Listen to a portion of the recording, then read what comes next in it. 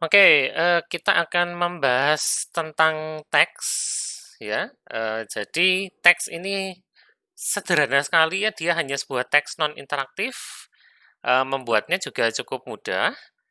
Saya akan pakai sebuah scene baru ya untuk supaya kita mulai fresh, tinggal Ctrl N gitu aja. Kemudian untuk membuat sebuah teks, tinggal UI dan pilih teks. Nah, di sini ada dua versi, ada yang teks saja dan ada yang teks Mesh Pro. Ya, nanti kita akan lihat perbedaannya antara yang biasa dengan yang teks Mesh Pro. Ya, untuk sekarang dicoba yang teks dulu. Nah, nanti akan muncul di kanvas kita, ini adalah sebuah teks ya. Kalau tidak kelihatan, sementara warnanya saja diganti dulu ya. Karena background kita adalah biru tua ya, sehingga ini warnanya jadi nggak kelihatan teksnya. Teman-teman bisa lihat pada properti teks ini ada banyak sekali yang bisa kita ubah ya. Misalkan teksnya sendiri. Lalu ini adalah sebuah teks. Bisa 2 baris ya, bisa lebih dari 1 baris. Ya, saya akan ganti warnanya dulu jadi putih supaya lebih kelihatan. Kemudian untuk font size saya juga akan ganti misalkan jadi 20 ya atau 24 deh supaya lebih terlihat. Nah, kalau teksnya terpotong ini menandakan ukuran dari UI teksnya sendiri itu kurang besar ya. Jadi silakan diperbesar. Nah, di sini ada font, font style, ada line spacing, ada rich text dan lain-lain ya. Saya akan jelaskan satu persatu. Untuk font kita bisa ganti ya, tapi by default Unity menggunakan font Arial. Ya, kalau mau diganti maka kita harus sediakan dulu fontnya. Ya, tentang font sebentar. Oh, ada di belakang nanti ya. Tentang font saya akan ke sini dulu aja ya.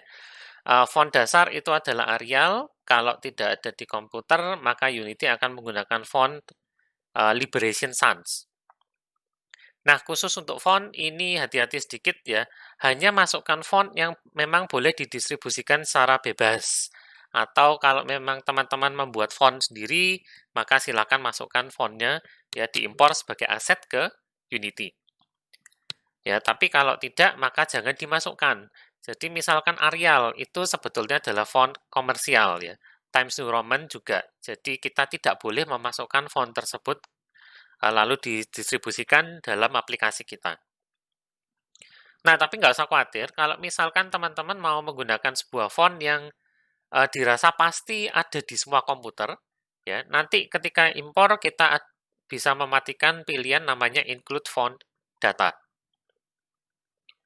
Ya, sebagai contoh, saya di sini belum punya sebuah font, saya akan cari dulu di internet, ya, di Davot misalkan.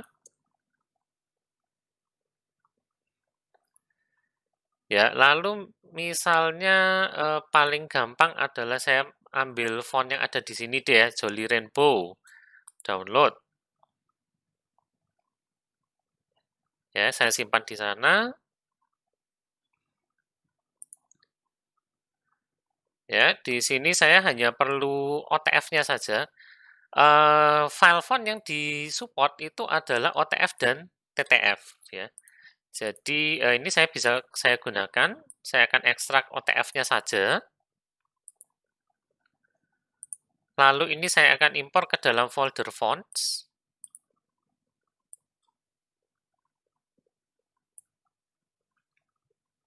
Ya. Nah, tadi yang saya katakan adalah kalau misalkan font ini teman-teman yakin semua komputer pasti punya, ya, tinggal dipilih fontnya, lalu include font datanya tinggal dimatikan. Ya, nanti ketika kita akhirnya nge-build ya, melakukan proses pembuatan executable-nya, maka font ini tidak akan dimasukkan sebagai aset yang akan didistribusikan. Nah, ganti font gampang sekali, tinggal di drag and drop ke font. Ya, maka sekarang teks saya berubah menjadi font Jolly Rainbow. Ya. Setting berikutnya adalah alignment paragraph, bisa left, center, atau right. Secara vertikal bisa rata atas, rata tengah, atau rata bawah. Ya. Nah, untuk horizontal overflow, ya ini mengatur perilaku teks secara horizontal kalau tempatnya tidak cukup, ya, secara horizontal. Ya. Kalau wrap itu jadinya seperti ini. Ya, saya akan perkecil ukuran teks saya secara horizontal. Nah, bisa teman-teman lihat kalau wrap, maka secara otomatis teksnya turun baris. Ya. Kalau overflow berarti dia akan meluber dari tempat atau placeholder-nya si teks.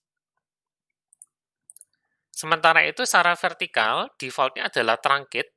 Ya, truncate artinya dipotong kalau tidak cukup. Ya, sementara teks saya isinya ternyata 4 baris. Ya.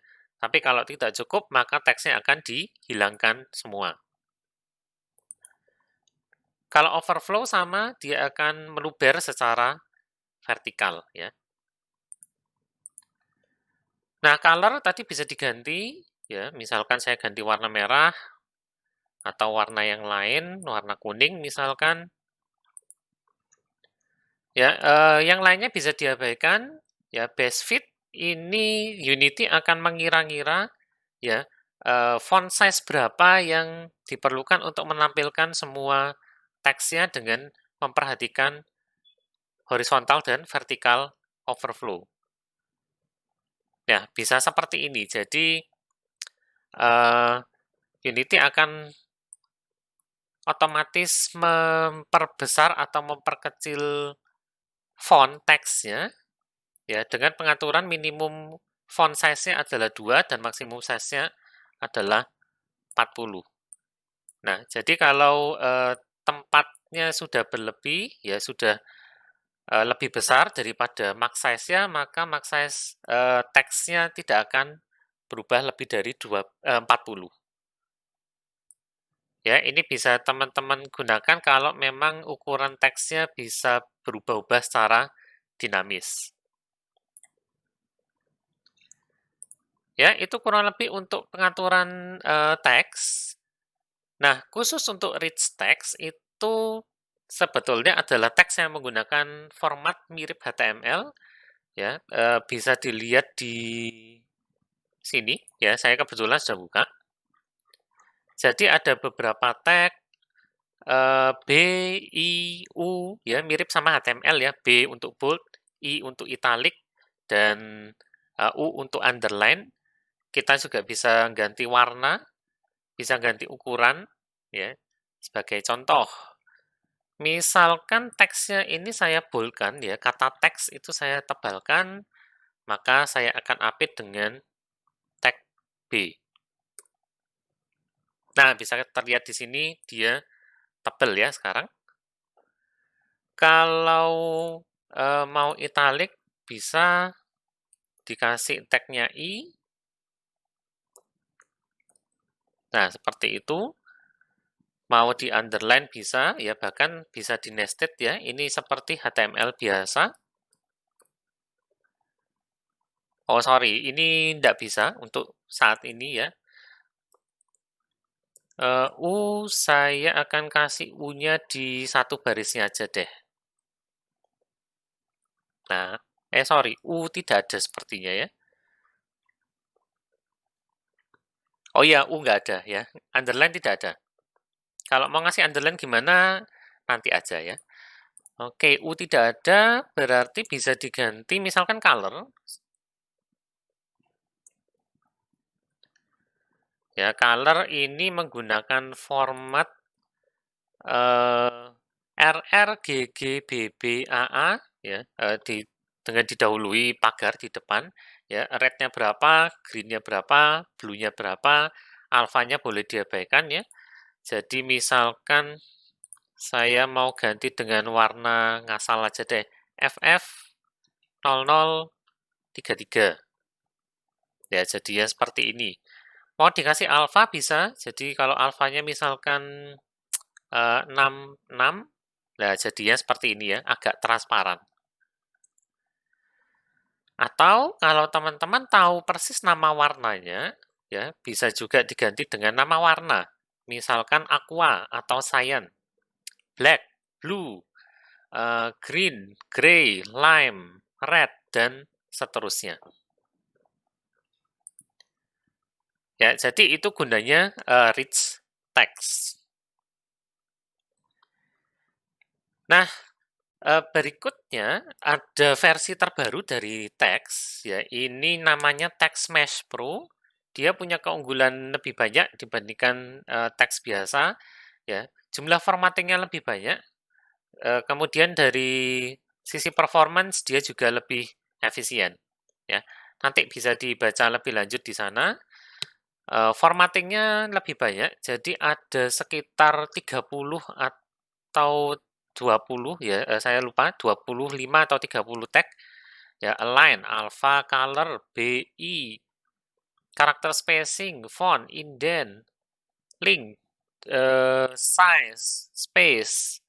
Nah, ini U ada sekarang ya, strike through S U untuk underline, superscript, subscript untuk penulisan matematika atau kimia misalkan dan seterusnya.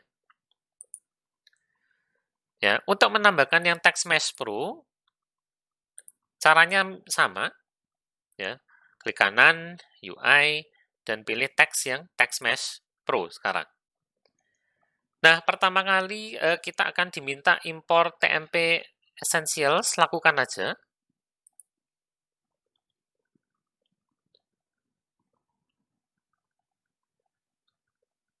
Ya, nanti di folder aset akan ada folder baru Text Mesh, ya, tidak masalah. Untuk TMP examples dan extra ini tidak perlu dilakukan ya, kecuali kalau teman-teman mau eksplorasi lebih lanjut ya, contoh-contoh yang ada pada Text Mesh Pro maka boleh diimpor. Ya, untuk sekarang saya tidak akan impor, jadi ini akan saya biarkan aja. Nah, pengaturannya jauh lebih banyak kalau dibandingkan dengan teks, dia bisa terlihat di sini. Ya, tetap bisa ganti font, bisa mengubah apalagi ya di sini. Font style bisa di garis bawah, dicoret, super superscript-nya mana tadi ya? Uppercase saja, lowercase saja, atau small caps, dan lain-lain ya. Settingnya banyak sekali di sini.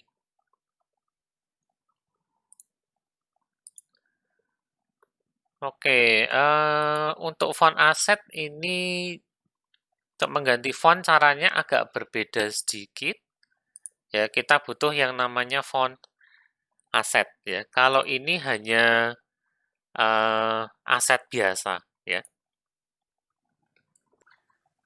Oke, kalau mau mengganti fontnya kita tidak bisa drag and drop si fontnya ini langsung ya, karena di sini mintanya adalah font aset ya. Kita harus buat dulu. Ya, caranya bikin dia ada di window, kemudian ada Text Mesh Pro, lalu ada font asset creator. Ya, nanti ada window baru yang terbuka. Nah, kita baru bisa ngisikan source font filenya dengan drag and drop ke sini, lalu klik generate font atlas. Ya, setelah itu tinggal klik save. Nanti akan dibuatkan file baru .assets, simpan di sini aja. Nah, sekarang kita bisa drag and drop font asetnya tadi ke sini. Nah, baru fontnya bisa berubah ya. Nah, kalau kita sudah membuat font aset, file TTF atau OTF aslinya bisa di-delete ya, tapi saya akan biarkan dia tetap ada di sini. Ya, misalkan kalau ternyata ada perubahan pada font asetnya, maka saya bisa dengan cepat untuk mengganti atau mengedit file font asetnya. Ya, nanti silakan eksplorasi sendiri, untuk dokumentasinya bisa diakses di halaman ini ya. Silakan eksplorasi, misalkan tag-nya bisa diapakan saja ini. Ya, jadi ke depan kita akan gunakan yang versi TextMesh Pro ya, tidak lagi menggunakan yang teks.